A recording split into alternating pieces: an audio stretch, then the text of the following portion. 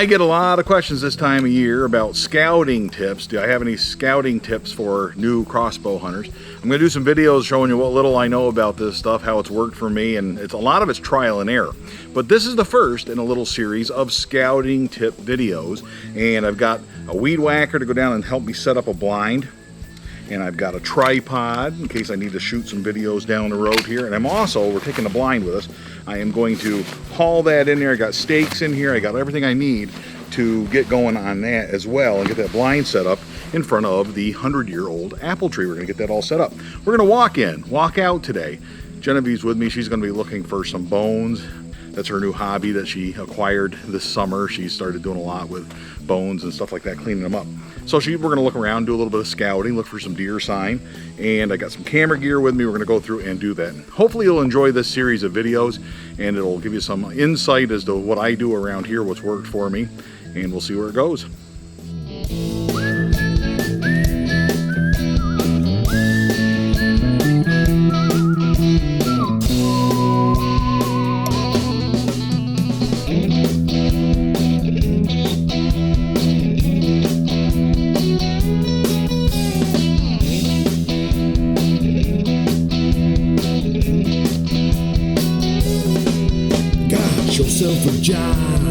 Well, a little disappointed today, but I suspected this was going to be the case. Over the last couple of years, I've noticed a decay in the 100-year-old apple tree. One of the reasons I'm glad we planted a lot of other trees. It's another reason why I'm very happy that Mark Borchert and I have this tree going here. We've taken some cuttings off of this tree a couple of years ago, and he's actually got one going that is it will be an identical twin of this because it's actually taken from this specific tree. So the 100-year-old apple tree will live on, that's for sure, but I'm not sure how many more hunting seasons it's got. Last time I hunted under this 2 years ago, the bottom third was starting to die off. This year there are no leaves, plenty of apples, and I'll show you this up close, but we're noticing that the bottom 2/3 now has been completely peeled back with leaves. They don't live forever. This thing's been around an awful long time. I can't really realistically expect it to last forever.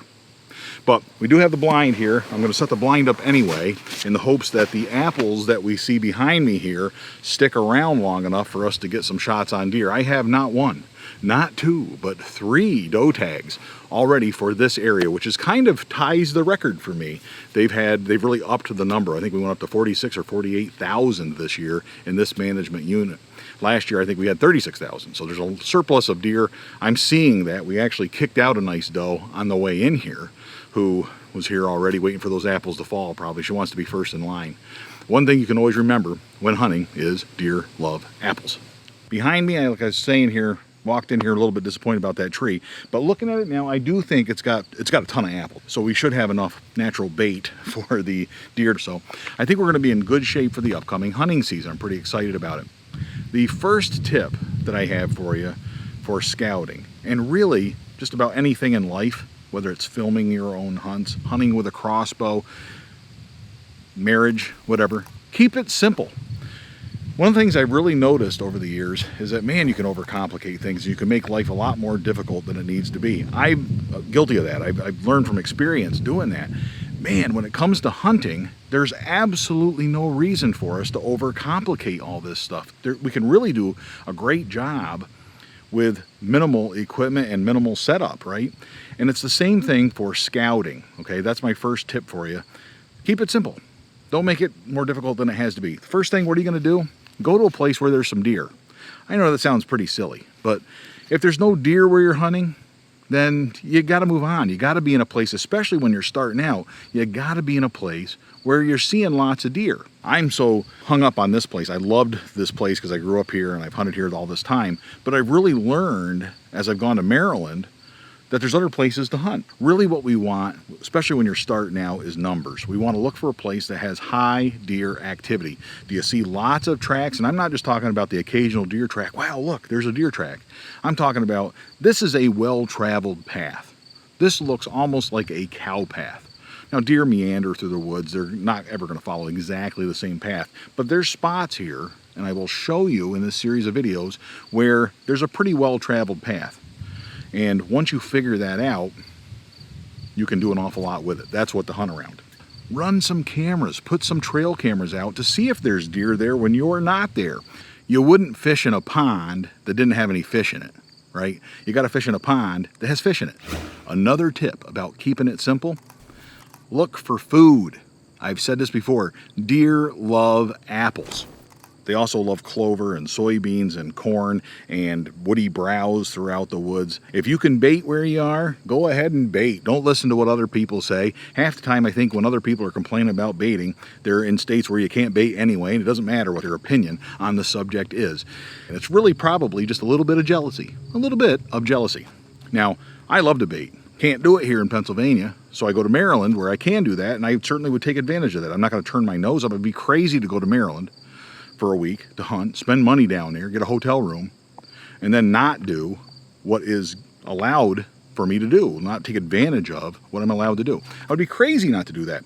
Just like I would have to be crazy not to hunt under this bait pile that will exist in the beginning of October. All those apples on that tree will start to fall, and they'll make a nice little pile. Except that pile will be picked up every day because deer will come in and out throughout the day and nighttime eating those apples. This really is the best bait pile in the world, and it's 100% natural, 100% legal. In fact, this is so good that the first year I started shooting deer with archery equipment with the crossbow under this tree, there used to be a big maple there, and I put a tree stand in that. It's only 15 yards away from the tree. It was way too close. But the first time I started shooting deer out of this, I actually had to go to my nephew and say, this is legal, right? I'm allowed to do this? And sure enough, you are. But it is legal under Pennsylvania law. You certainly want to check wherever you're at. But I can tell you right now, there is nothing more effective on this entire property than hunting over food. And that's going to be the case anywhere. Deer got to eat. They eat every day, multiple times a day. You got to be where the food is, or at least between their bedding area and the food, in order to get shots with a crossbow. You got to be close enough to get the job done. I can do that here. I'm going to set up a blind right here. I'm going to set it up on the 25-yard line from where I expect those apples to be, or the 20-yard line, or the 30-yard line, someplace nice even yardage where I can make a good shot, where I can really expect to make a good shot. Man, that looks rough. Look for the food. Do you have persimmons where you are? Do you have acorns dropping where you are? These things will change throughout the season, just like those deer trails will change throughout the seasons. As food sources differ, as the rut comes and goes, deer travel patterns will change. Same thing with the food. By the end of October, early November, there won't be another apple left on this tree, and the deer will gradually stop coming here. But then I will move into the rut phase. I'll be looking for a rut spot, and that's the subject of the next video, where I'll be hunting my bucks, right? And hopefully I'll have my doe tags filled before that happens. If it doesn't, then after that we'll be looking toward those later season food sources. So really, when it comes to setting up my hunting plan, and everybody's got different plans. Some people pattern their bucks with trail cameras. They know where that buck is going to be, when it is, get in there and do that. I've done that, right? I've got a video I'll show you here next time. I'll talk about where I did that. And that's another technique. But if you want to keep it simple, especially if you're just starting out, keep it simple and just look for food sources. Where are the does going to be so you can see some deer? And those bucks are going to follow those does around now and then, and you're going to get a shot. When we talk about food, obviously food plots, I love clover food plots. They're easy to grow, pretty easy to maintain. And then when they're done, you can just reseed them, returf them up, re-drill them, or re-plow them, or re-rototill them, or whatever you want to do, and have a brand new food plot right there. You can't beat food plots, and you can't beat clover for that purpose. Deer love it. If you don't have food, you don't have apple trees, you don't have any natural mast like acorns, something like that, what can you do? Well, think about your neighbors. What are the deer there? If you've got deer, they're eating something. And what are they eating? Are they going to the neighbors to eat and bedding on your property? That's totally okay. If you're still seeing deer, if they're still there, that's okay. And you can intercept them between that bedding area and the neighbor's food source. That's totally okay. In fact, there were years where I had food plots in the doe field up here to my left, up on this hill. And I had a couple years where I had really nice food plots, and it was pulling deer every day. And I noticed the second year, my neighbor had moved a tree stand about 20, 30 yards from the line, right in line with that food plot. Like he was just going to try and intercept deer. And more power to him, because really, totally legit, right? He's not real. There's plenty of deer to go around. I never felt like I was, a lot of people, when they complain about baiting or they complain about food plots or they complain about crossbows in the archery seasons, really what they're complaining about is somebody else is going to try and shoot my deer.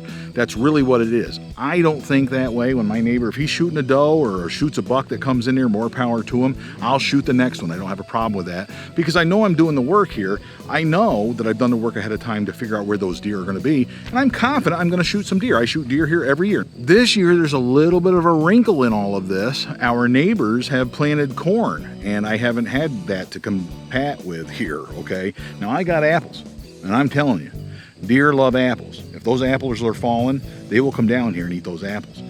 But apples and corn, I don't know. That cornfield, it didn't look like it took real well, but cornfields offer a sense of security to deer. They can wander in there and hang out in there and people can't see them. They can kind of hear the cars going up the road, but they don't have to worry about getting hit by cars or people seeing them or anything like that. And they can hang out in that all day. Plus, corn offers food at the same time that deer love. Deer love corn. It's a nice, sweet carbohydrate product. It's like eating donuts, right? Same thing if you put me in the Dunkin' Donuts, and once I'm done with my coffee, eventually I'm going to start eating the donuts. But to some extent, it's the same thing with the apples, and I think that that's a really good thing to combat the corn. I think I will still get shots here, but we're going to find out, aren't we? Deer in this area have been coming and going to this apple tree every other year for decades. Can't say that about the corn and other food sources, but for decades they've known that this tree is here and they've seen it as a safe source of safe food. That'll continue. It's in their DNA. Every generation of deer here has been raised on those apples to some extent. So I know I still have really good confidence it's going to hold out for one more year. This might be the last year for the 100-year-old apple tree. This might be the 100th year, right? We'll see. Even if they're going to walk past this apple tree to go to the cornfield, there are deer bedding down below this place in that swampy area. They have to come up the hill. I can pattern them. I can find the trails and try to intercept them on their way up here, find that nice trail, set off 20 yards from that trail and see if I can stop one of them coming up the trail. I could put a little licking branch in along that trail and again, set up on the ground 20, 30 yards off of it and wait for them to come up that trail, stop at the licking branch and offer me a shot there. I could try to do that.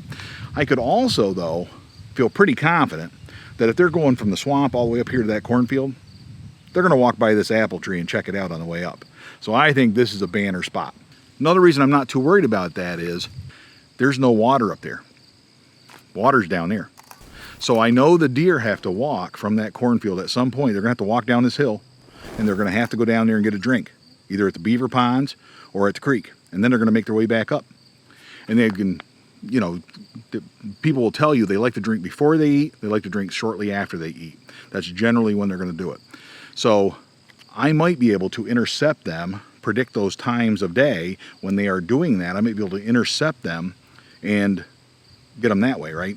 I might be able to figure out when they're heading down the hill and get them on the way. Look for, it's not going to be trails there now, but as that part of the season approaches, I can take a quick walk out there and look for deer sign. Are we seeing a lot of sign where deer have walked through down and back? If I was really ambitious, I would just get a little tank and put it out here and put some water in it, right? Put a little watering hole in here and allow it to naturally fill. Is that bait? I don't know. I'd have to ask the Game Commission about that. If I'm filling it with water, it might be bait. On the other hand, if it's something that just naturally occurs and fills up naturally, maybe it's not. I don't know. But you got to check with the Game Commission before you go doing stuff like this. You don't want to be screwing something up and getting in trouble. Trying to have fun doing this, not make it worse. But that little watering hole, that might be an option if I was more ambitious. I think I'm going to be fine just the same. I mean, how many deer you want to shoot, right? I mean, I don't want to shoot all of them. The other nice thing, wind, usually during the season, comes from the west or northwest. That's here and over here. So it's blowing this way, mostly. Deer coming from the bedding area here will walk in, won't smell me. Deer coming from down there, up the hill, walking right along with the wind. They might walk crosswise. They might walk all the way out here across the wind to get a sense and then come in this way. But either way, they're not going to walk around this open field up by the house and come down the way I did. That's for sure. So you got to play the wind a little bit too. Wind, it swirls, right? Wind is only part of the equation. It's not the whole package. But, and I'll throw this tip out there too. There is a trend today to only play the wind and not do scent-free stuff. And that's great. If it works for you, who am I to say otherwise, right? But I really think that we take another look at that and understand you don't have to pick between playing the wind and trying to stay somewhat scent-free. You can do both. And man, when you do both, that's even better. Do both, right? And it's pretty easy. You got to take a shower before you come down here anyway. Take a scent-free shower. How hard is that? You got to wash the clothes anyway. Wash them in a scent-free detergent. Why you got to make it harder than it has to be? It's basic stuff. I've heard people in podcasts say that, well, I don't want to take a scent-free shower. I was so happy when I got rid of that because it took so much time. It was so time intensive. And I'm like, man, are you lazy? If taking a shower is too much work for you, I mean, come on, you know. Staying somewhat scent-free is not a big deal. Spray your boots out before you leave the house. Is that so hard? Leave it in your car and take it out and spray your boots before you walk across the field out of your car. It's not a big deal. Just make it part of your routine, one of your habits. It's not a big deal. But scent-free and playing the wind. I don't think you should stop playing the wind, don't get me wrong. Use an ozonics machine, right? If it's legal where you are, use the ozonics machine. I'm going to do that this year. I'm going to be sitting right here with my daughter in a blind, probably using the ozonics. We'll run that thing and see what happens. I don't know. If it's too loud, I'll turn it off. That's no big deal. If it starts spooking deer, we'll worry about it then, right? Genevieve is out looking for bones right now. She's that's her new hobby that she picked up over the summer, which I think is cool. She likes collecting bones, cleaning them up, shining them up there, using the bleach on them and everything else. She's really excited about the boar skull that we got from our meet and greet.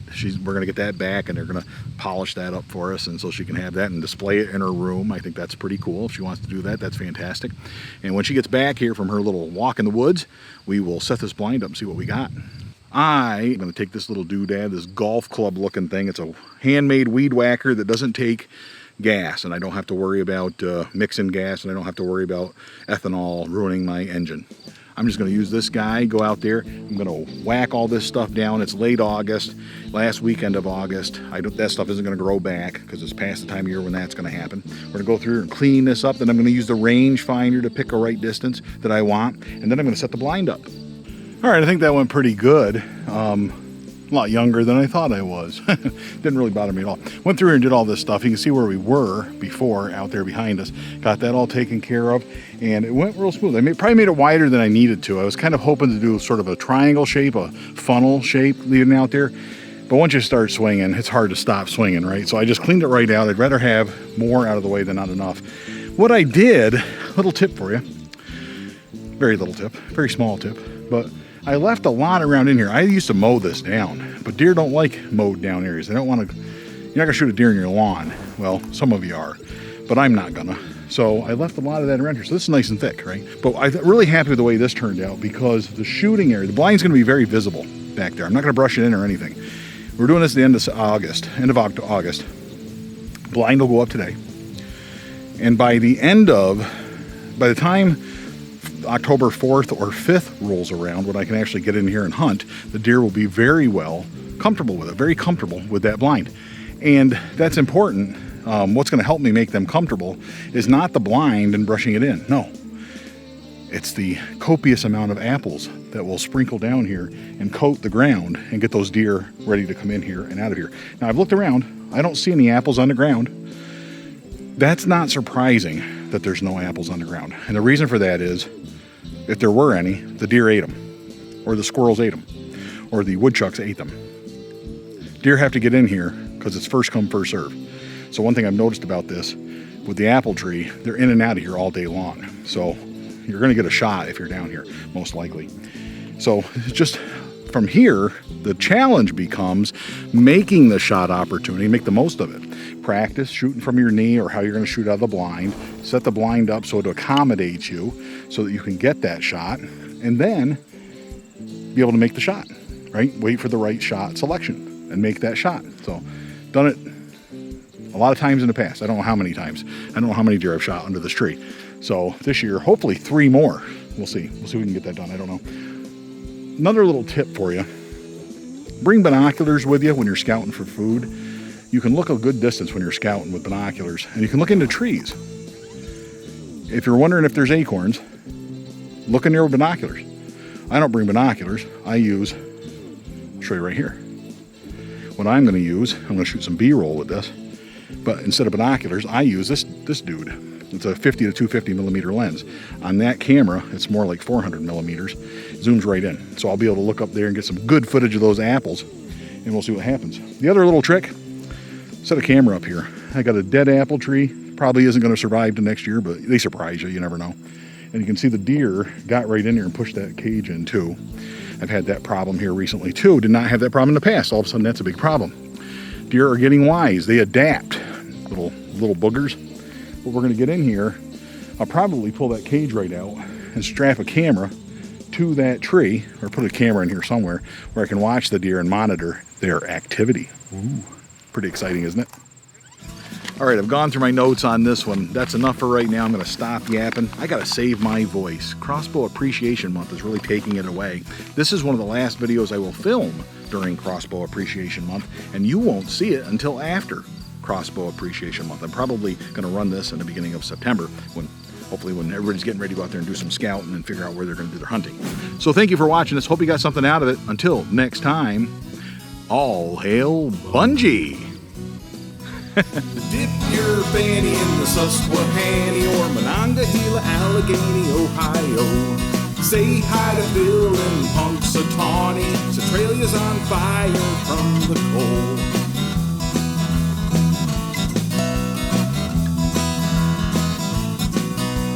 Possum Hollow, slippery rock and bird in hand.